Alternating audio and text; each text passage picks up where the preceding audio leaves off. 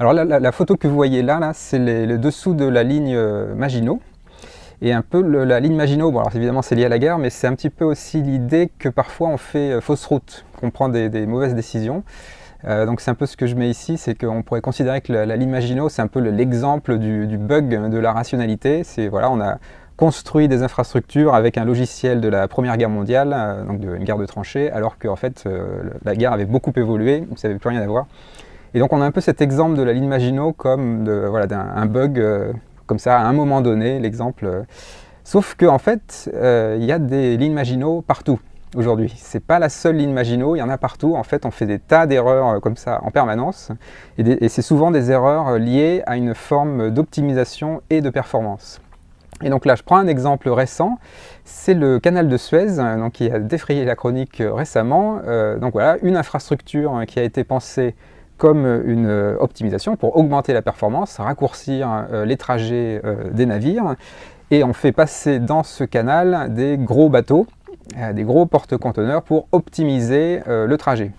Et évidemment, ça a des fragilités, et du coup là, c'était un cas où, donc récent, hein, le 24 mars, où un des porte-conteneurs s'est mis en travers et a bloqué tout le trafic. Donc vous voyez, hein, le porte-conteneurs, 22 000 conteneurs sur ce bateau, une longueur de 400 mètres. Enfin, bon, c'est de la performance dans l'infrastructure, à la fois du canal de Suez et du bateau qui traverse. Et donc voilà, le blocage, quoi, on a fait un bouchon de porte-conteneurs. Donc ça, c'est là qu'on voit bien le problème de l'optimisation. En fait, il y a un certain seuil d'optimisation où on finit par fragiliser tout le monde. Et donc en fait, c'est ça, hein, l'optimisation, le talon d'Achille de l'optimisation, c'est qu'elle fragilise. En fait, si on peut voir les choses un peu comme ça, c'est-à-dire que le monde est complexe et on a tendance à le voir par le chat d'une aiguille. Donc le canal de Suez, c'est un exemple, mais il y en a plein d'autres. Hein. Donc par exemple, les microprocesseurs qui sont produits à Taïwan, essentiellement, hein, c'est devenu un monopole quasiment mondial. Donc ça, c'est un point de fragilité incroyable sur la planète. Hein, quand on pense à toutes les technologies qui dépendent des microprocesseurs, on peut penser aux terres rares en Chine, l'Inde qui est devenue une usine à vaccins et qui aujourd'hui n'est plus capable de produire les vaccins, les grands barrages, etc. Donc on a plein de points de faiblesse comme ça qui sont le produit de l'optimisation. Et du coup, pourquoi la sous-optimalité est intéressante? Parce qu'en fait, elle inverse totalement ce paradigme. Au lieu de, donc on a l'optimisation qui fragilise, et la sous-optimalité utilise les fragilités pour construire de la robustesse. Donc c'est vraiment une inversion totale des paradigmes. Et donc on a vu dans les premiers cours l'exemple de la photosynthèse notamment, donc qui elle n'est pas efficiente, n'est pas optimisée, mais par contre est adaptable. Et c'est elle qui construit tous ou la plupart des écosystèmes sur Terre. On a vu les récits inspirants des anti-héros, et puis l'histoire des futurs obsolètes et comment les dérouter. Donc en fait, on a un peu il y a un petit peu cette idée que la sous-optimalité peut faire figure de contre-modèle à l'optimisation. Mais il y a un peu un conflit quand même, parce que l'optimisation est toujours présente et toujours attractive. Donc là, je prends l'exemple d'une cuisine aménagée qu'on essaye d'optimiser en général. Donc la cuisine de n'importe quelle marque, en fait, c'est souvent ça. On essaie d'optimiser, de passer des aliments, on les lave, voilà, on les cuit. Donc il y a une chaîne, comme une chaîne de montage, hein, quasi tayloriste, dans une cuisine, en fait. Donc on a optimisé la cuisine. Et finalement, plus personne ne voudrait on pourrait parvenir à une cuisine satellisée, mettre le l'évier dans le salon, enfin voilà, je sais pas. Donc on optimise quand même certaines choses dans la vie de tous les jours. Et puis il y a des projets aussi où on mise sur l'optimisation. Donc là, c'est par exemple un projet d'aménagement des avions où tous les passagers pourraient avoir accès à un lit avec le même espace, avec le même volume. Bon, si vous avez pris l'avion, je pense que personne ne sera contre cette idée hein, d'avoir accès à un lit dans un avion. Voilà, c'est une forme d'optimisation plutôt qui peut être agréable. Et puis bon, il y a plein de projets d'optimisation en architecture, en design. Donc là, c'est par exemple une école dont on a optimisé les trajets pour les issues de secours, et puis bon aussi le flux, les matières. Donc vous voyez, hein, à gauche et à droite, c'est la version optimisée où voilà, les trajets sont plus courts. Bon, après, vous remarquerez quand même qu'il y a plein de salles de classe en verre là, qui n'ont pas de fenêtres, donc c'est peut-être aussi une limite quand même de l'optimisation. Mais bon, on pourrait imaginer des cours intérieurs, etc. Donc en fait, on peut optimiser. Et il y a certainement pour certains secteurs, certaines niches où on peut encore optimiser, et ce n'est pas forcément un mal, mais du coup on a un conflit. C'est-à-dire que l'optimisation peut être vue comme attractive, et en même temps, on voit que l'optimisation au sens global, elle fragilise le monde. Donc, est-ce que finalement, cette histoire de sous-optimalité, c'est irrationnel? Est-ce que aller contre l'optimisation, c'est irrationnel? Donc c'est un petit peu le sujet du jour, et donc je vais le prendre sous l'angle de la guerre, en fait, pour essayer de un petit peu lier ces deux sujets-là. Alors la première partie, en fait, il faut comprendre un petit peu les racines de l'optimisation. D'où vient l'optimisation? Est-ce que c'est quelque chose qui est comme ça en nous, ou est-ce qu'il y a quand même d'autres moteurs de l'optimisation? Et donc ce que je vais essayer de vous démontrer, c'est qu'il y a un engrenage guerrier derrière l'optimisation. Alors j'en avais un tout petit peu parlé dans le premier cours de l'année dernière, mais je vais en redire juste deux mots ici. Donc ce qu'on voit dans l'Anthropocène, ça c'est des courbes qui ont déjà été montrées un certain nombre de fois, les fameuses courbes de Will Stephen de la grande accélération. Donc on voit qu'on utilise les ressources de façon de plus en plus exponentielle. Voilà, on a une politique extractiviste sur la planète, et du coup on voit ces courbes donc, de utilisation de l'eau, du papier, construction de barrages qui part en exponentielle à partir de 1950. Donc ça c'est voilà, la grande accélération. Et ça a des effets, certains positifs, notamment sur les famines, par exemple. Donc les famines dans le monde, il n'y en a plus de très grandes depuis les années 60. La dernière fois qu'il y a eu des très grandes famines dans le monde, c'était dans les années 60. Donc ça veut dire quand même qu'il y a eu des progrès, quoi. Voilà. Donc il y a eu un effet positif. Et derrière tout ça, en fait, c'est peut-être la première rationalité, c'est l'histoire de l'offre et de la demande, quoi, hein. Un petit peu de, on extrait de la planète, on veut produire à moindre coût, et en fait, on veut être productif au sens de productivité, quoi.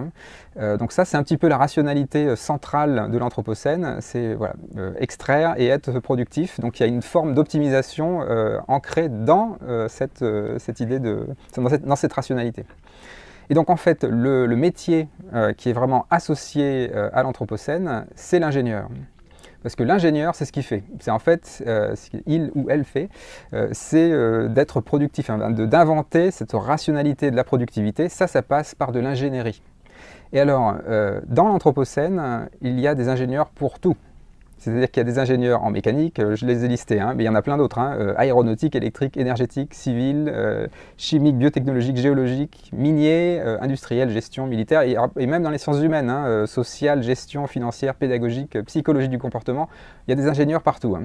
Donc c'est vraiment une valeur cardinale de l'Anthropocène, c'est de rationaliser absolument tout. Toutes les activités humaines dépendent aujourd'hui d'un ingénieur quelque part. Du coup, c'est important de se poser la question, c'est quoi un ingénieur, étymologiquement? Alors un ingénieur, c'est en fait le mot apparaît au XVIe siècle, ce qui n'est pas anodin, hein, parce que c'est le moment de la Renaissance, donc un peu de la modernité, du progrès qui arrive. Un ingénieur, c'est un constructeur d'engins de guerre. Donc en fait, c'est ça les racines de l'ingénierie, de l'ingénieur, c'est quelqu'un qui fait des machines de guerre. Et donc notamment, alors là vous voyez à gauche des machines de guerre médiévales, et à droite, en fait c'est pas des machines de guerre, mais c'est des fortifications pour répondre à ces machines de guerre, à des fortifications qui sont apparues justement au moment de la Renaissance, avec des bastions. Vous voyez un petit peu le côté ingénieur, hein, c'est-à-dire que les fortifications ont des angles, ont beaucoup d'angles dans tous les sens, ce qui fait que les boulets arrivent jamais vraiment frontalement, quoi, et donc ils perdent en énergie cinétique, quoi. Donc c'est typiquement une logique d'ingénieur, ça, hein, voilà, comme ça, en effet c'est efficace, hein, ça marche très bien, et c'est pour ça que ça s'est tellement développé, hein, tous ces bastions, hein. Mais c'est ça, l'ingénieur c'est quand même quelqu'un qui est lié à la guerre étymologiquement. Alors ensuite, il y a un deuxième point, c'est que le lien entre optimisation et guerre, c'est cette fameuse optimisation que l'on fait pendant la guerre. Donc ça aussi, j'en ai déjà parlé. En fait, quand la guerre arrive, on veut être très efficace, très efficient, et du coup, on met en place des politiques productives et on veut vraiment faire des gains d'optimisation, on veut optimiser au maximum. Et donc là, c'est l'exemple typique, c'est pendant la Première Guerre mondiale, en France, on met en place le taylorisme dans les industries de guerre. Mais le point important, c'est que quand on sort de la guerre, on reste dans ce mode tayloriste. En fait, on ne revient pas en arrière. C'est-à-dire qu'on a fait des gains d'optimisation et on ne critique pas l'optimisation. En fait, au contraire, on reste dans ce niveau d'optimisation. Donc il y a un effet de cliquet, quoi. C'est-à-dire qu'en fait, on va rester le plus optimisé possible, quoi. Et donc la guerre est un catalyseur en fait, de cette optimisation. Donc vous voyez qu'il y a à la fois une étymologie et aussi un aspect catalyseur à la guerre sur cette optimisation. Alors il y a un deuxième exemple, il y en a plein d'autres, hein, mais il y a un deuxième exemple qui est quand même particulièrement parlant, je trouve, et qui fait aussi le lien avec le canal de Suez, c'est les porte-conteneurs. Donc les porte-conteneurs, en fait ces conteneurs-là, c'est une invention, enfin on peut dire que donc le fait que des camions puissent transporter des grosses boîtes et puis ces boîtes puissent empiler sur des bateaux, c'est en fait c'est McLean, un petit peu l'inventeur, on va dire industriel de ce mécanisme-là. Donc il faisait ça aux États-Unis, et puis quand la guerre du Vietnam éclate, en fait ce qu'il fait McLean, c'est qu'il convainc le Pentagone il va approvisionner les militaires au Vietnam. Et au retour, plutôt que de revenir à vide, il passe par le Japon, il remplit ses porte-conteneurs et il importe aux États-Unis. Et donc en fait, il fait un premier commerce triangulaire, enfin une autre forme de commerce triangulaire entre les États-Unis et le Japon, via le Vietnam. Et donc c'est la guerre du Vietnam qui a permis, qui a stimulé, qui a catalysé ces gains de performance. Aujourd'hui, le commerce des porte-conteneurs est mondial, hein, et évidemment ça c'était la première étape, mais les racines du commerce à porte-conteneurs, c'est la guerre, et en l'occurrence la guerre du Vietnam. Donc voilà, encore un porte-conteneur, juste pour l'illustrer. Et donc c'est encore cette histoire d'effet de cliquet, quoi. C'est qu'on ne revient pas en arrière en fait. Donc on a encore aujourd'hui toutes ces traces de la guerre, de la guerre du Vietnam en l'occurrence.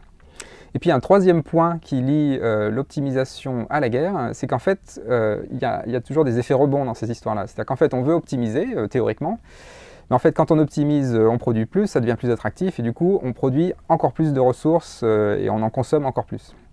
Donc en fait, quand on optimise, en fait, on accumule des ressources, on accumule des forces. Et ça, c'est aussi un marqueur de la guerre, c'est-à-dire que pour faire la guerre, il faut avoir des ressources. Donc là, bon, je prends l'exemple de Sadat en Égypte, là, qui fait la revue des troupes, et donc vous voyez tout l'arsenal militaire dans le fond. Mais ça, c'est vraiment le point important là, c'est qu'en fait, quand on accumule des forces et après on les dissipe, en fait. C'est ça la guerre, en fait. C'est qu'en fait, quand on a optimisé, on produit énormément, on fait de la croissance économique, etc. Donc on s'enrichit. Et quand on est très riche, on fait la guerre. Et ça, c'est vraiment ce que dit Georges Bataille dans La Part maudite, c'est que quand on fait la revue du XXe siècle, alors lui, il s'est arrêté dans les années 50, mais en fait, tout le XXe siècle, c'est la même chose, les pays qui font la guerre ou qui soutiennent la guerre des autres sont les pays riches. On a un peu cette idée que ce sont les pays pauvres qui se font la guerre parce qu'ils sont en tension sur les ressources. C'est tout le contraire, hein. C'est vraiment, pour faire la guerre, il faut être très riche. Donc il faut être en capacité de dissiper des ressources. Donc voilà, il y a un peu ces trois aspects dans l'optimisation et dans cette étymologie de l'ingénieur qui font en fait qu'on peut expliquer cette grande accélération. En fait, notre rationalité en fait, c'est cette trajectoire-là. C'est-à-dire qu'on accumule des ressources. Quand on a assez de ressources, on fait la guerre. Quand on fait la guerre, on optimise pour être encore plus efficace. Quand la paix revient, on reste sur le même niveau d'optimisation. Et donc on accumule encore plus de ressources, du coup on dissipe encore plus à la prochaine guerre, etc. Donc il y a un peu ce cycle un petit peu infernal d'incrément de forçage, c'est-à-dire qu'on force vraiment sur les ressources planétaires pour faire la guerre et pour optimiser à chaque fois. Alors à ce niveau-là, on pourrait se dire, oui, mais ça c'est vraiment un problème du capitalisme. Voilà, cette histoire de productivité, des flux tendus, tout ça, c'est vraiment le taylorisme, tout ça, c'est le capitalisme. Alors c'est là qu'il faut quand même bien voir le monde tel qu'il est, c'est-à-dire que l'anthropocène ne peut pas se réduire à un capitalocène. C'est clair que le capitalisme est certainement le système le plus stimulant, vraiment le catalyseur principal, mais tous les régimes politiques en fait sont fascinés par l'optimisation. C'est une valeur universelle, hein, et c'est pour ça que l'anthropocène, c'est vraiment un anthropocène, c'est l'humain, hein, c'est pas juste le capitalocène. Donc là, j'ai pris un poster communiste hein, qui fait voilà, une sorte d'éloge du travail et de la productivité, hein. Et pareil pour l'Iran, voilà, donc un régime théologique, pareil, il y a aussi cette idée de la valeur travail. Donc en fait, c'est pas juste le capitalisme, en fait c'est tout le monde, hein. Les humains sont comme ça, on est fascinés par cette optimisation. Et vous voyez que cette optimisation, elle a des racines guerrières. Donc, quand Emmanuel Macron, pendant la crise du Covid, disait « nous sommes en guerre », en fait, nous sommes en guerre depuis très longtemps. En fait, nous sommes, ça remonte même à avant la Renaissance, hein, mais en fait, vous voyez qu'on a nos racines dans la plupart des systèmes aujourd'hui économiques sont ancrés dans la guerre, parce que l'optimisation, elle s'est accomplie principalement pendant les périodes de guerre. Alors du coup, je vous propose qu'on aille faire un petit tour sur ce monde en guerre. On va essayer de voir un petit peu quelles sont les traces de cette guerre du monde de l'Anthropocène. Alors, ce qu'il faut bien comprendre, donc, du coup, c'est que si tout est optimisé pendant la guerre, ça veut dire que les outils industriels qu'on a aujourd'hui, ils ont donc leurs racines dans la guerre, et donc en fait que les prototypes industriels sont créés pendant la guerre. Alors là, je vous mets un petit film, c'est Jen aux pieds nus, là, qui est un très beau film d'animation sur le bombardement à Hiroshima pendant la Deuxième Guerre mondiale. Donc ça, c'est la séquence où justement la bombe explose, hein. Donc c'est un peu le point de bascule dans le film. Donc d'ailleurs, c'est un film d'animation absolument remarquable. Je vous épargne ce qui se passe juste après, parce que c'est vraiment d'une violence inouïe. Mais c'est justement le côté film d'animation qui le rend encore plus violent, quoi. Enfin, le conflit entre les deux est quand même très très très fort. Mais donc ça, c'est un événement du XXe siècle vraiment impensable, hein, grosso modo, hein, de balancer une bombe comme ça sur une ville et tout raser. Alors du coup, est-ce qu'il y a un prototype là? Alors si on regarde c'est toujours pareil, hein, c'est toujours bien d'aller aux racines pour un petit peu comprendre d'où viennent les choses. Donc la bombe atomique américaine qui a été larguée sur Hiroshima, d'où elle vient? D'où vient l'uranium? L'uranium, il vient du Congo belge à l'époque, donc ensuite Zaïre, ensuite République démocratique du Congo, et de cette mine-là, cette mine d'uranium que vous voyez à Shinkolobwe. Donc ça, c'est la mine qui a fourni l'uranium de la bombe d'Hiroshima. Donc ce qui est tombé sur Hiroshima, c'est une bombe congolaise, quoi, hein, si on voulait tracer l'uranium. Qu'est devenue cette mine? Alors c'est presque trop beau pour être vrai, mais depuis 2009, elle est gérée par Areva, donc un fleuron de l'industrie nucléaire française. Donc on voit très bien le parallèle, hein, enfin aux dernières nouvelles, hein, je ne sais pas ce qu'ils en font exactement aujourd'hui, mais en tout cas en 2009, ils ont repris la gestion de la mine qui a servi à faire la bombe pour Hiroshima. Donc on voit très bien le cheminement d'un prototype, un outil de guerre pendant la guerre, qui devient un prototype pour une industrie nationale ensuite.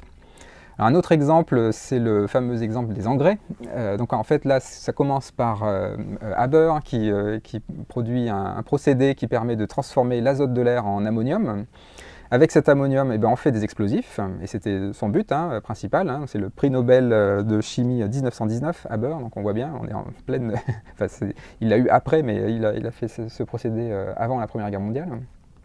Donc c'est pour faire des explosifs, et avec cet ammonium, on peut faire du nitrate d'ammonium, qui est aussi un engrais.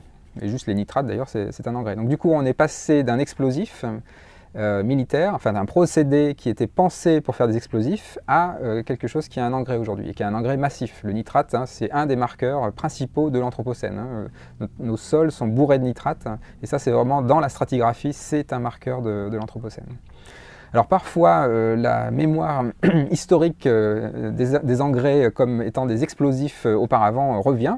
Et donc là, vous avez évidemment l'exemple de Beyrouth. J'aurais pu prendre AZF à Toulouse, hein, c'est la même idée. En fait, c'est des engrais qui explosent.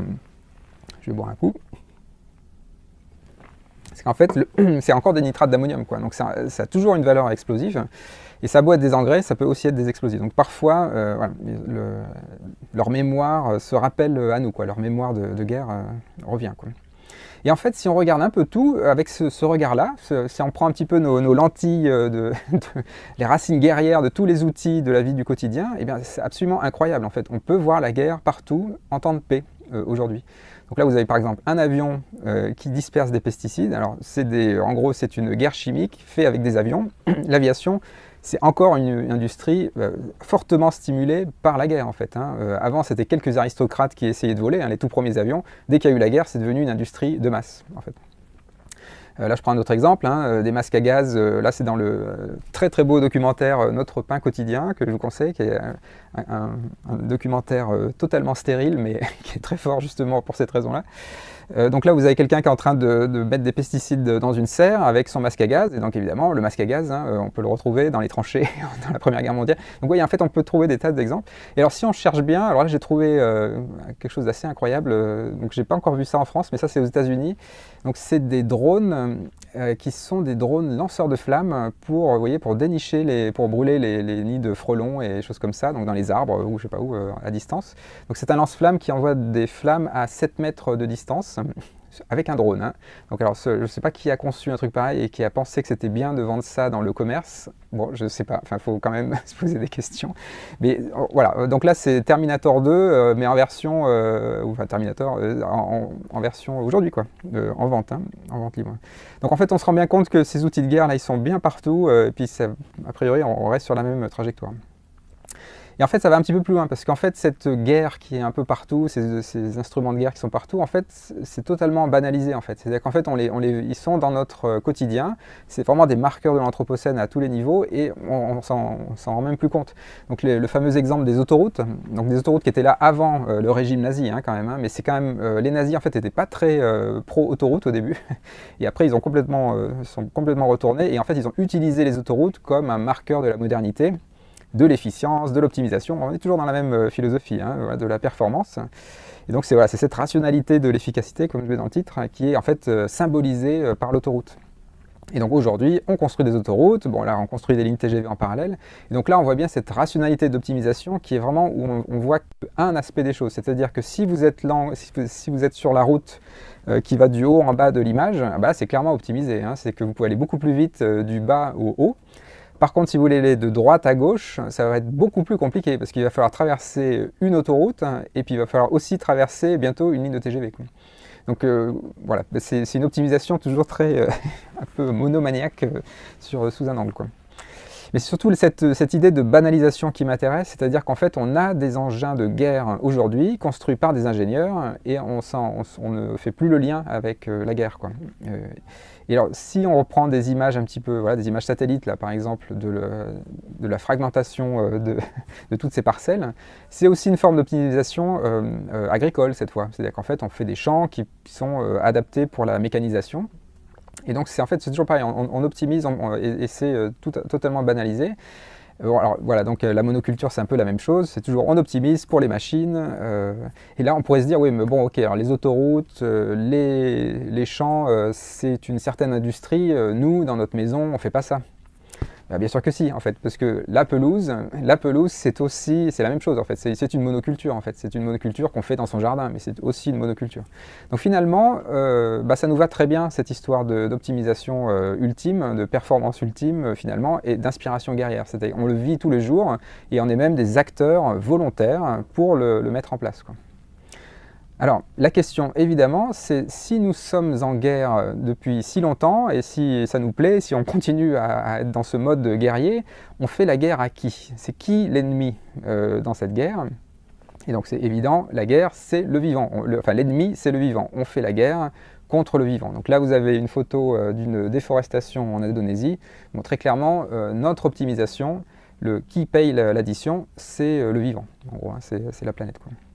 Et donc j'arrive à mon troisième point, qui est cette idée qu'en fait on fait une guerre un petit peu dont on n'a pas forcément conscience, mais toute notre optimisation elle est ancrée dans la guerre, et nous, quand on optimise, on fait la guerre aux vivants. Donc il y a un peu une double guerre qui est en place, quoi. Alors je vais vous montrer quelques images, on va faire un petit constat de l'état des lieux de notre guerre contre le vivant. Alors je vais passer un petit peu vite parce que le constat, je pense que tout le monde est à peu près au courant. Mais c'est important quand même de le montrer, parce qu'il y a un moment, c'est la phrase célèbre, on ne pourra pas dire qu'on ne savait pas. Voilà, là c'est pareil pour la guerre contre le vivant, faut montrer les choses, quoi. Alors ici, donc, je parlais de déforestation en Indonésie, donc j'aurais pu prendre le Brésil, hein, j'ai pris l'Indonésie, mais il y en a ailleurs, hein, mais l'Indonésie, bon, c'est bien documenté. Donc là vous avez une photo satellite des feux de forêt en Indonésie. Et vous voyez, ça c'est pour une journée, hein, évidemment. Hein. Donc chaque petit point rouge c'est un incendie. Et vous voyez les feux, hein, c'est cette fumée un petit peu jaune, hein, qui est quand même un peu différente des nuages. Et vous voyez que là l'ensemble du territoire est enfumé, quoi, hein. Donc là on a brûlé énormément. Alors ça a été mesuré, hein, tout ça. Donc là c'est l'Indonésie en 2001. Et vous voyez du vert, hein, le vert c'est à peu près la forêt couverture arborée, hein, c'est marqué. Donc voilà, c'est la forêt d'origine, 2001, 2004, 2007, 2010, 2013, 2015. Bon, je m'arrête là, vous pourrez aller sur le site si vous voulez voir la suite. Mais on déforeste à une vitesse absolument incroyable. C'est-à-dire qu'en quelques années, on a perdu. Donc vous voyez, hein, c'est d'ailleurs assez inégal, hein, parce que sur l'île de Java, il n'y a eu pas trop de déforestation, et Bornéo et Sumatra, là c'est vraiment très très très déforesté, hein. Alors ça c'est pour les plans, donc on détruit des tas d'habitats, et donc si on détruit les habitats, ben, évidemment que les habitants de ces habitats ont des problèmes. Donc là vous avez une vidéo célèbre hein, d'un orang-outan, donc toujours en Indonésie, hein, qui part à la bataille contre une machine humaine, et puis bon évidemment il va se faire piquer tout de suite, donc du coup ça va pas aller très loin, mais c'est vraiment, en fait cette vidéo là, hein, qui est vraiment, qui est assez horrible hein, en fait, hein, mais c'est là qu'on voit la guerre contre le vivant en vrai, quoi. C'est-à-dire que nous on vient avec nos machines, le vivant lutte comme il peut, mais bon c'est une guerre perdue d'avance, enfin en tout cas à court terme au début, quoi. Alors on arrive à des images assez violentes que je montre ici, donc sur le braconnage, où en fait notre guerre contre le vivant devient vraiment débridée. C'est-à-dire qu'en fait on lutte contre le vivant, là pour le coup on perd toute rationalité, quoi. Donc là voilà du braconnage, alors j'insiste pas, mais voilà aussi un rhinocéros laissé comme ça. Donc ça, bon, tout ça c'est des choses bien connues. Donc on fait vraiment notre guerre contre le vivant, et bon, voilà, faut quand même en avoir conscience, c'est ça qu'on fait tous les jours. Et cette rationalité-là, en fait, c'est vraiment toujours cette rationalité extractiviste, donc notamment pour le braconnage, vous voyez voilà, tous ces produits qui ont été saisis à la douane, là, qui sont en fait sur des animaux qu'on n'aurait jamais dû tuer ou... Bon, bref. Donc c'est des choses bien connues. Juste quelques illustrations. Voilà les wet markets en Chine avec des pans là, qui sont prélevés. Et puis il y a aussi une guerre contre le vivant qui est en fait un peu indirecte. Donc là c'est par exemple l'exemple de l'exploitation des sables bitumineux. Donc là vous allez me dire bon, bah, les sables ils sont pas vivants, donc c'est pas une guerre contre le vivant. Mais en fait c'est parce qu'on extrait des ressources non renouvelables, en fait les pollutions qu'on fait font qu'en fait on détruit des habitats également. Et alors dans le cas des sables bitumineux, c'est vraiment l'irrationalité totale, puisque l'énergie qu'il faut pour extraire le pétrole des sables bitumineux est égale à l'énergie qu'on en extrait des sables bitumineux. Donc en termes énergétiques, le bilan est nul. C'est-à-dire qu'on fait toute cette pollution-là pour créer 0 calorie. Mais par contre, c'est un système qui fonctionne sur le plan financier. Donc c'est une opération financière, purement financière. En termes de ressources, de bilan énergétique, c'est nul, ça ne sert à rien.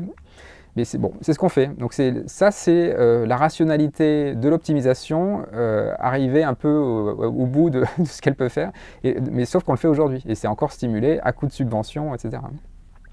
Et puis il y a aussi une guerre passive, c'est la dernière diapo sur cette guerre contre le vivant. C'est-à-dire qu'en fait, tous nos comportements quotidiens en fait, ont des impacts sur le vivant et des impacts que nous, on ne voudrait pas, en fait, mais qui font, le système global, disons, fait que ça arrive. Donc là, par exemple, vous voyez, dans cet oiseau, là, cet albatros là, qui est mort parce qu'il est bourré de plastique, hein, il y a un briquet. Je suis à peu près sûr que le fumeur qui a allumé sa dernière cigarette et qui a jeté son briquet n'a pas voulu qu'il se retrouve dans l'estomac d'un albatros, quoi.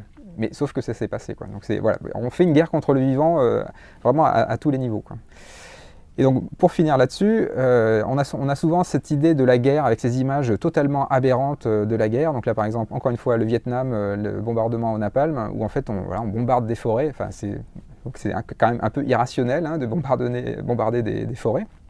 Sauf que c'est vraiment ce qu'on fait tous les jours. C'est pas formalisé avec des hélicoptères et des gens en kaki, en uniforme kaki, mais finalement on le fait tous les jours. C'est-à-dire que dans notre système de l'Anthropocène, c'est ça, hein, c'est vraiment, on fait la guerre aux vivants en permanence. Alors, à ce niveau-là, il faut se poser évidemment une question, c'est si on fait la guerre aux vivants comme ça en permanence, est-ce que, bon, il ne va pas y avoir une rétroaction sur les sociétés à un moment ou à un autre? Et en fait, la question, c'est quand on fait la guerre aux vivants, est-ce qu'il n'y a pas des explications pour les crises successives qui ont eu lieu dans l'histoire de l'humanité? Donc ça, c'est quelque chose qui a été très très bien documenté. Je peux vous renvoyer à 2 livres notamment. Donc le plus célèbre, c'est le livre de Jared Diamond qui s'appelle Effondrement, où il a fait un peu une revue de tous les effondrements passés des anciennes civilisations, et à chaque fois il arrive à trouver un lien aux ressources, en fait, à une surexploitation des ressources, à un forçage sur les ressources. Et en fait, 30 ans avant Jared Diamond, il faut quand même souligner que Jean Dorst avait écrit La force du vivant, qui dit à peu près la même chose. Donc en fait, c'est un thème qui est là depuis longtemps, en fait, hein. Donc ce lien aux ressources. Alors juste pour être quand même tout à fait un peu plus équilibré, les crises ne peuvent pas être que liées à notre impact sur le vivant ou à notre impact sur les ressources. C'est toujours multifactoriel. Il y a toujours beaucoup de raisons pour qu'une guerre éclate, pour qu'une crise éclate. Mais c'est vrai qu'on arrive toujours à trouver un lien aux ressources et à notre guerre au vivant. Alors je vais juste prendre 3 petits exemples pour illustrer ça. Alors des exemples un peu célèbres, puis d'autres un peu moins. Donc bon, la Révolution française, voilà, ça c'est un exemple qui a été bien documenté. Donc il y a beaucoup de raisons pour expliquer pourquoi la Révolution française a éclaté quand elle a éclaté. Il y a évidemment les Lumières du XVIIIe siècle, le fait qu'il y avait 3 États inégaux, donc les inégalités sociales, on connaissait déjà bien à l'époque.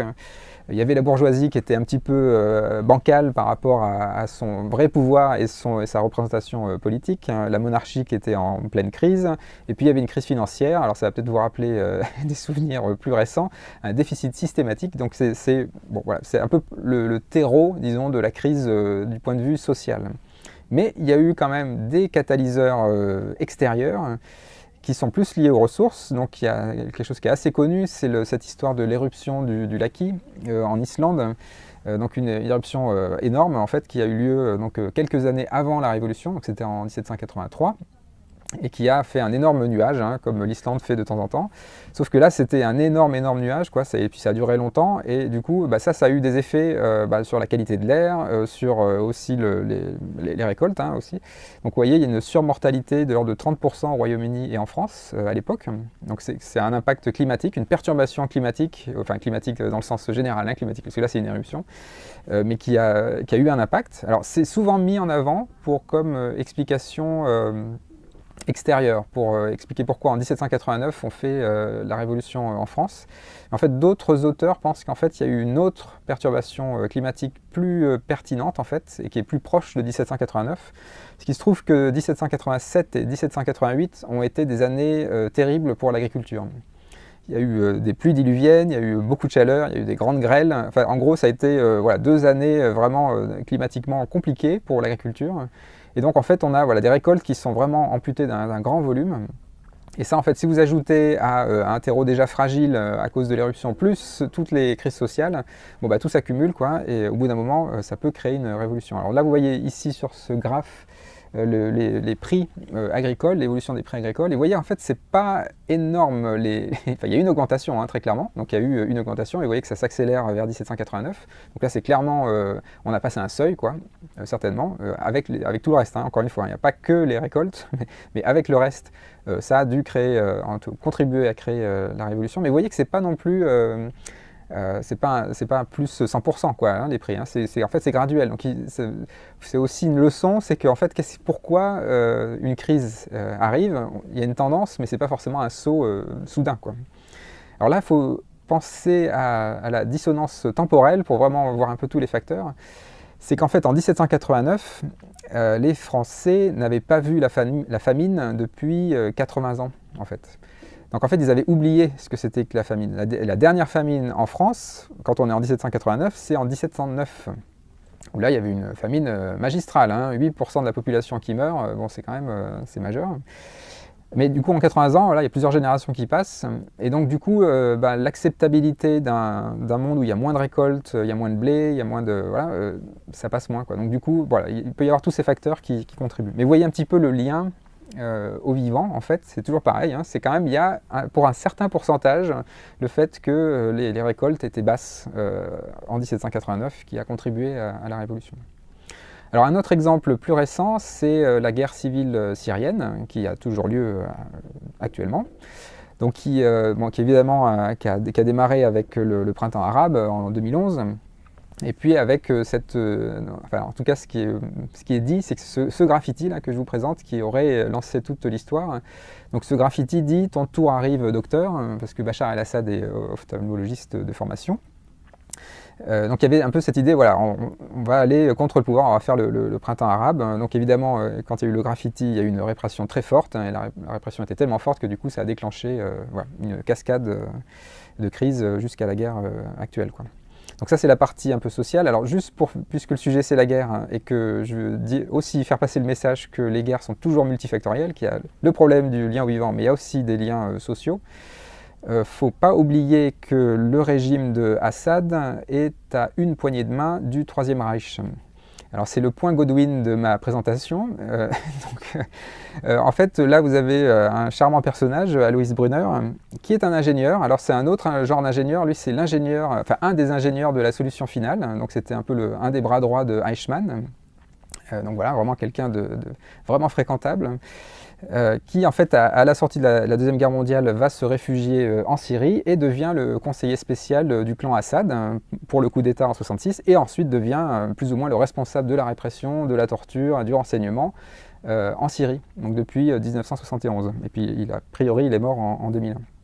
Mais donc vous voyez en fait que ce régime syrien, en fait, c'est un peu une spin-off du Troisième Reich, quelque part. Si on prend en tout cas ce lien à Alois Brunner, donc c'est aussi voilà, tous ces liens multiformes à la guerre, mais tout ça, ça joue évidemment. C'est ça aussi qui fait que le système syrien a fini par s'effondrer, c'est l'excès de répression. Mais ce qui m'intéresse aujourd'hui, c'est donc la guerre contre le vivant. Et en fait, dans la guerre syrienne, il y a aussi un lien aux ressources. Donc en fait, l'État syrien, c'est un État très centralisé, comme souvent les dictatures, et donc ils ont un petit peu laissé tomber les territoires périphériques, et notamment des territoires où il y avait beaucoup de Kurdes, donc dans le nord-est du pays. Donc c'est ce que vous voyez ici sur le schéma. Et donc on voit des zones en fait qui sont délaissées, où il n'y a pas eu vraiment d'efforts pour soutenir l'agriculture, et puis les populations locales se sont beaucoup méfiées de l'État centralisé. Donc en fait il y a vraiment un conflit de chaque côté du nord-est qui vraiment sort de l'État, et puis l'État qui ne veut pas investir dans le nord-est. Sauf que le nord-est de la Syrie, c'est le grenier à blé du pays, en fait. C'est là qu'on fait 52% du blé, on fait aussi beaucoup de coton. Donc en fait, il y a beaucoup de problèmes dans cette région-là. Donc en plus, quand l'État a fini par s'intéresser à cette région-là, il était déjà un peu trop tard en fait, mais bon, voilà. En fait, ils ont exclu des paysans qui essayaient de s'en sortir comme ils pouvaient. Enfin bon, bref, il y a eu beaucoup de soucis dans cette région-là. Et en fait, les chiffres parlent d'eux-mêmes. Donc si vous regardez les courbes des récoltes, en fait, il y a eu une sécheresse assez importante à partir des années 2000 en Syrie. Et donc là, vous voyez dans le nord-est les récoltes de blé qui baissent à partir de 2000. Le reste de la Syrie se maintient bon an, mal an, mais c'est surtout le nord-est qui perd en récolte. Donc là, c'est des populations essentiellement paysannes qui se rapprochent de la famine, et donc ils vont fuir les campagnes, vont aller en ville et vont nourrir toute cette révolte contre le régime d'Assad, parce que eux en fait ils étaient déjà déconnectés du pays avant. Et en fait quand on regarde les courbes, c'est quand même assez frappant. Donc là je vous mets une autre courbe sur la crise de l'eau. Donc là on voit bien que la sécheresse arrive dans les années 2000. Donc en rouge c'est les précipitations annuelles, et vous voyez qu'elles baissent dans les années qui suivent. Et puis du coup l'emploi dans le secteur agricole, il suit en fait. Il y a vraiment une corrélation très forte entre le niveau de précipitation et le taux d'emploi dans ces territoires-là.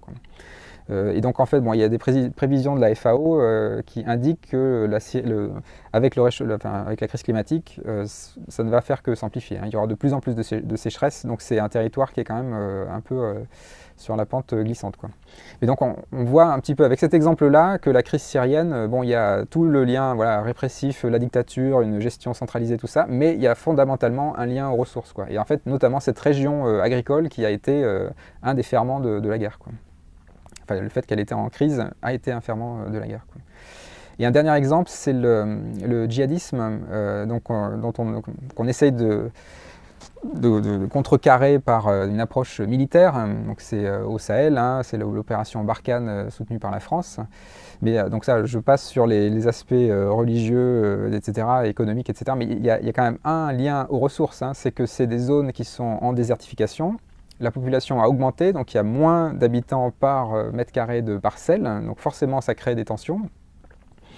Il y a aussi des tensions entre agriculteurs et éleveurs, parce que les éleveurs, eux, ils ont besoin de friches pour faire pâturer leur bétail. S'il y a de plus en plus d'agriculteurs, il y a de moins en moins d'éleveurs, donc il y a aussi un conflit à ce niveau-là. Mais ce qui m'intéresse surtout, c'est le fait que, en fait, encore aujourd'hui, donc là c'est l'exemple du Burkina Faso, c'est un pays qui est censé être décolonisé, mais qui en fait tourne encore son agriculture et son économie vers d'autres pays, vers l'export. Et donc en fait, on a là encore une fois l'optimisation qui fragilise, c'est-à-dire qu'on a optimisé une certaine rationalité de l'optimisation, donc c'est une rationalité postcoloniale, très clairement. Et en fait, on arrive à quelque chose de très fragile, en fait, parce que ça crée du... Finalement, les jeunes qui sont dans ces territoires-là, ils ont soit... Enfin, il y a beaucoup de chômage, le djihadisme leur ouvre les bras. Je ne dis pas qu'ils vont tous y aller, mais ça fragilise énormément le système, quoi. Donc, tant qu'on n'aura pas résolu la crise agraire, c'est sûr qu'on n'aura pas résolu la crise du djihadisme, hein. C'est vraiment le cœur nucléaire du problème, quoi. Donc en fait, j'arrive à une diapo un peu centrale dans mon cours du jour, c'est cette double boucle. Donc notre lien à la rationalité. C'est quoi la rationalité dans l'Anthropocène? Donc la rationalité de l'Anthropocène, c'est cette rationalité de l'ingénieur, de l'optimisation. L'optimisation, en fait, elle est mobilisée pendant la guerre et la guerre stimule l'optimisation. Donc il y a une boucle de rétroaction positive, c'est-à-dire que l'optimisation crée la guerre crée l'optimisation. Donc les deux s'emballent. Ces deux choses-là, en fait, ne marchent que parce qu'on prélève des ressources dans le vivant, donc on fait la guerre contre le vivant. Mais quand on fait la guerre contre le vivant, en fait, on crée les crises sociales. Puisqu'en fait, on va manquer de ressources, quoi. Donc du coup, ça va créer des crises, comme je vous ai montré juste avant, quoi. Donc en fait, on a ces deux boucles, et c'est ça notre rationalité aujourd'hui. Et donc vous voyez un petit peu le côté irrationnel de notre rationalité, c'est-à-dire que tout est basé sur la guerre, en fait. C'est vraiment le carburant de l'Anthropocène, quoi. Alors juste pour prendre un peu de recul, si on regarde un petit peu les rapports du GIEC, on voit un petit peu les niveaux de risque qui sont prévus en fonction de la température, hein. Donc là, vous avez sur l'axe des Y les prévisions de température, donc c'est plus 1 degré, 2 degrés, jusqu'à 5 degrés. Et quand c'est violet, les risques sont très très très élevés, quoi. Et donc là, vous voyez un certain nombre de paramètres où les risques sont évalués. Et surtout, je voudrais pointer sur le risque d'instabilité à cause d'un problème d'approvisionnement alimentaire. Vous voyez que le violet arrive dès plus 2 degrés, quoi. C'est-à-dire qu'en fait, c'est un risque très fort. Le risque d'approvisionnement alimentaire va arriver très vite, en fait. Dès qu'on va augmenter la température, ça va arriver très vite. Donc on va avoir des crises sociales, en fait, avant d'avoir des crises écologiques majeures, quoi. Donc notre maillon faible dans l'Anthropocène, c'est on allait très loin dans la crise écologique, mais le premier maillon qui va sauter, c'est le maillon social. Et en fait, on peut l'illustrer, c'était assez bien illustré avec les gilets jaunes en France, avec cette pancarte-là, « Demain, le ciel sera jaune ». Vous voyez un petit peu l'entremêlement entre la crise sociale et la crise écologique, quoi. En fait, tout est mélangé, tout s'alimente l'un l'autre. Donc on est vraiment face à quelque chose qui devient très systémique et qui devient très problématique. Et encore une fois, qui est construit sur une certaine rationalité. Alors, donc on arrive à cette idée que la rationalité est irrationnelle. Et ça, c'est peut-être le moment un peu étonnant de l'Anthropocène, c'est qu'on a en fait aujourd'hui notre système qui met en avant la rationalité, cette rationalité est devenue irrationnelle.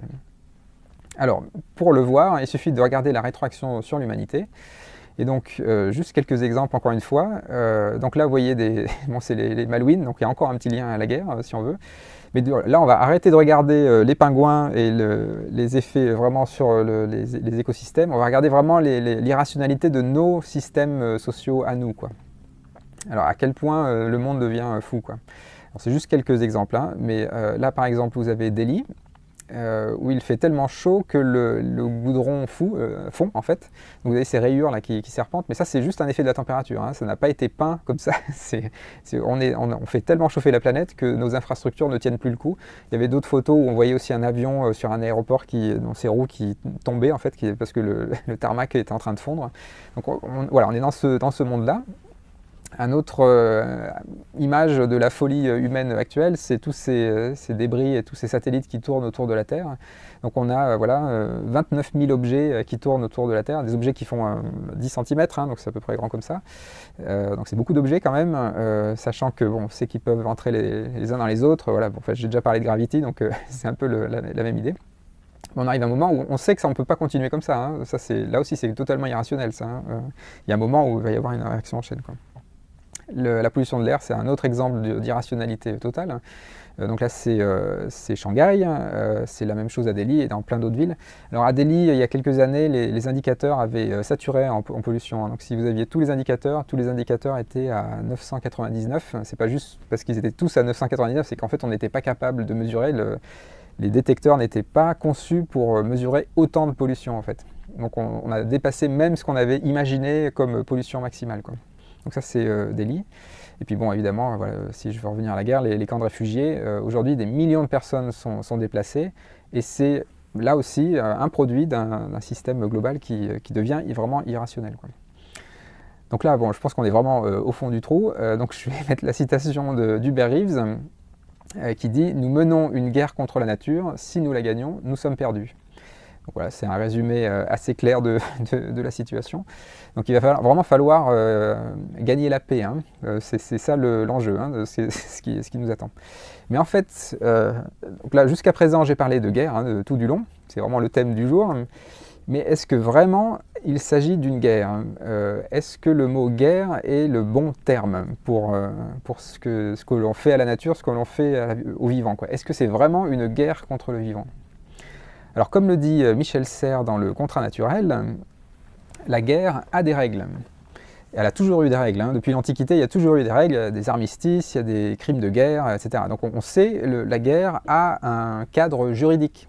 Donc c'est une autre façon de faire de la politique, mais c'est un cadre, il y a des lois de la guerre. Donc là, la plus récente pour gérer la guerre, c'est la Convention de Genève, qui a été ratifiée par 196 États, hein, donc à peu près tous les États de la planète. Donc ça date de 1864, c'est lié à la Croix-Rouge, l'apport de soins médicaux aux blessés de guerre, de prendre des prisonniers et de ne pas les tuer, enfin, voilà, un certain nombre de règles voilà, qui font que... Et donc du coup, s'il y a des crimes de guerre, ça veut dire qu'il y a une loi. Voilà.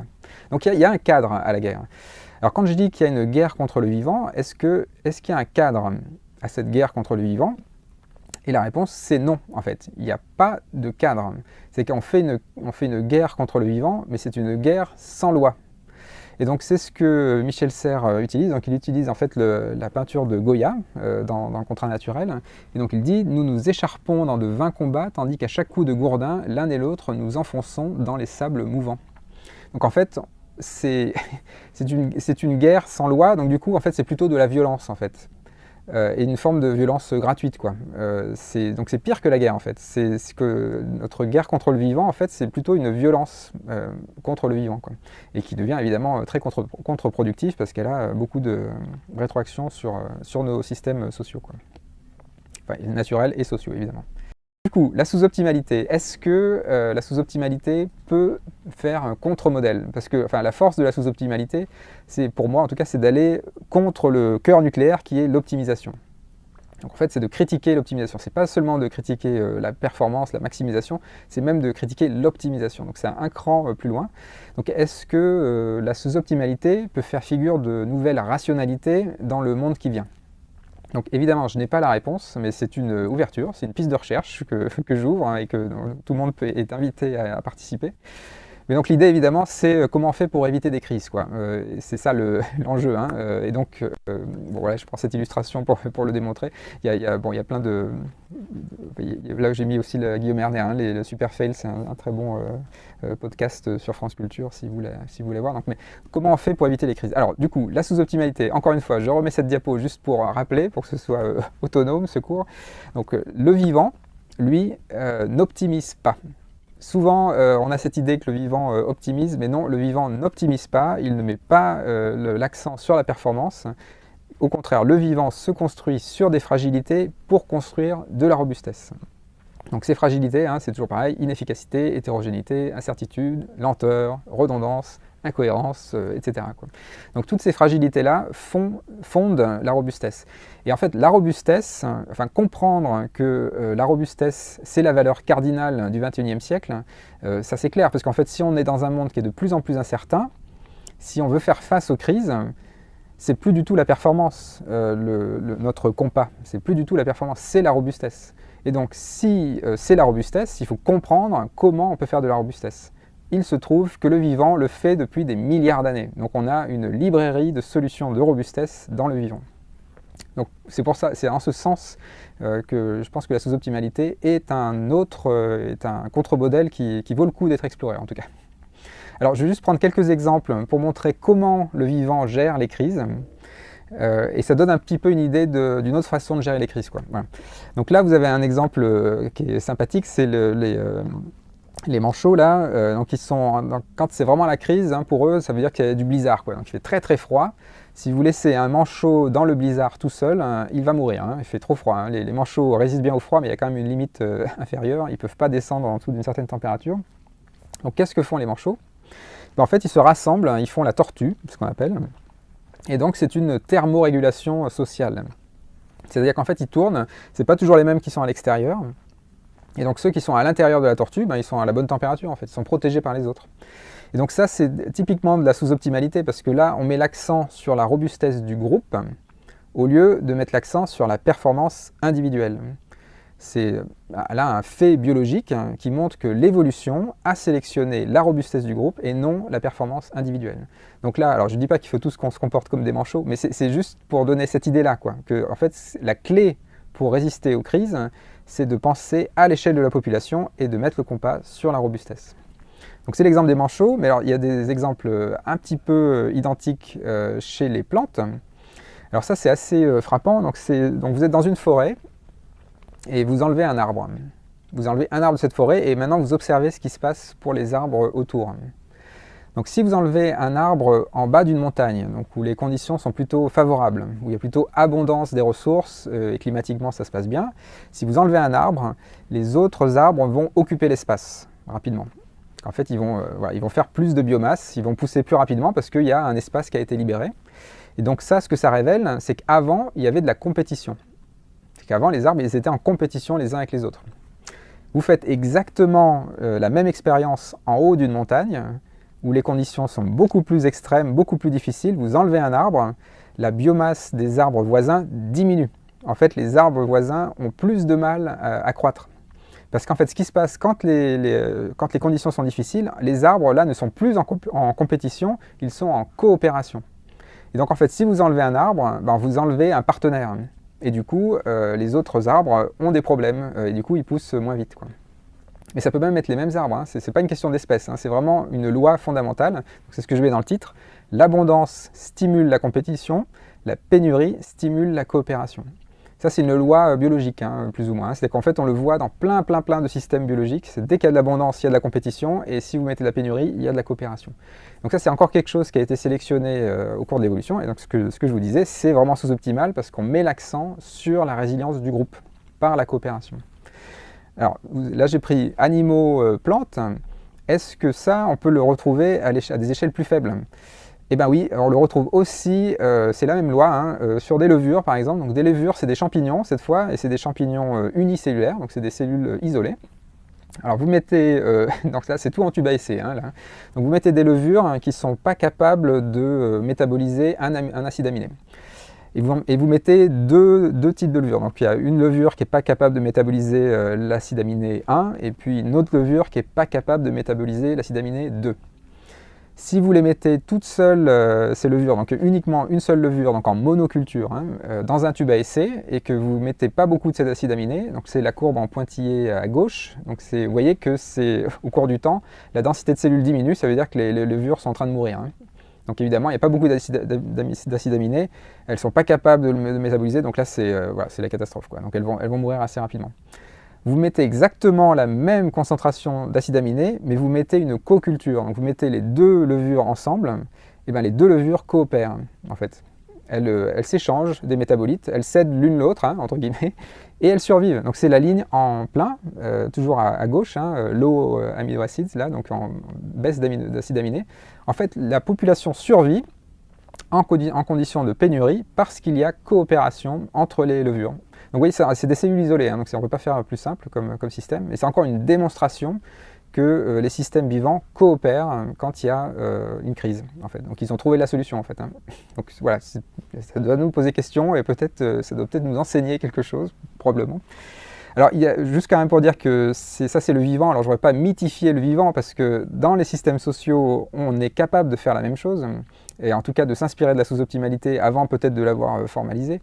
Donc là, c'est cette fameuse stèle que je pourrais appeler la stèle de la sous-optimalité. Donc là, on n'est pas très loin de Fukushima.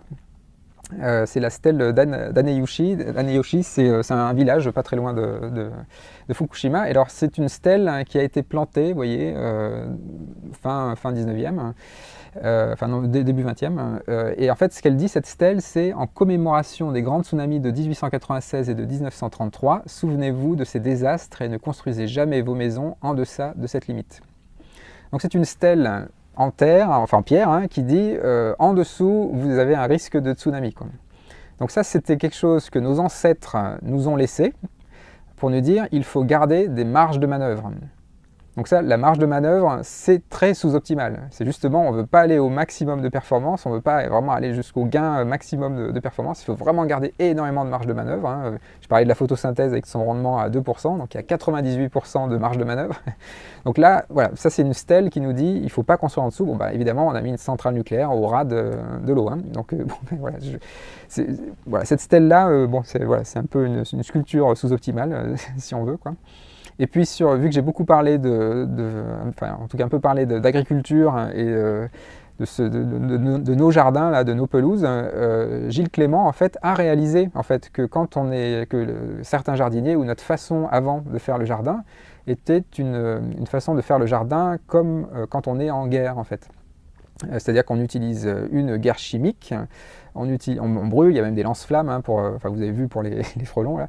Donc en fait, on a, le jardinage, dans sa version Révolution verte, c'est un jardinage guerrier. Donc Gilles Clément, lui, paysagiste, a inventé une autre façon de faire le jardin, c'est un peu le jardin de la paix, où en fait on utilise les plantes locales, il n'y a pas de chimie, c'est plutôt de l'agroécologie, on ne fait pas d'invasion, il n'y a pas d'espèces invasives, voilà.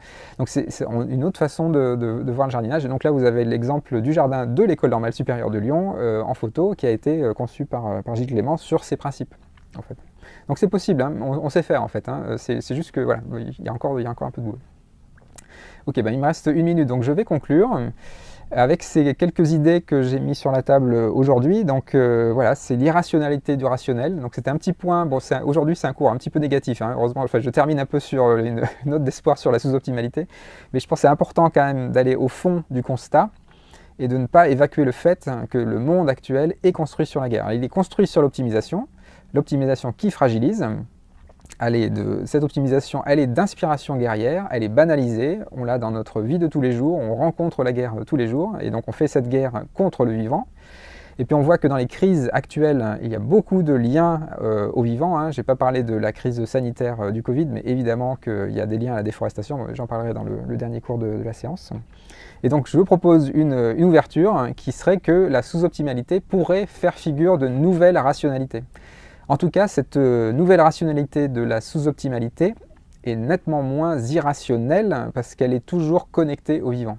Et c'est peut-être une voie pour faire la paix avec le vivant, en fait.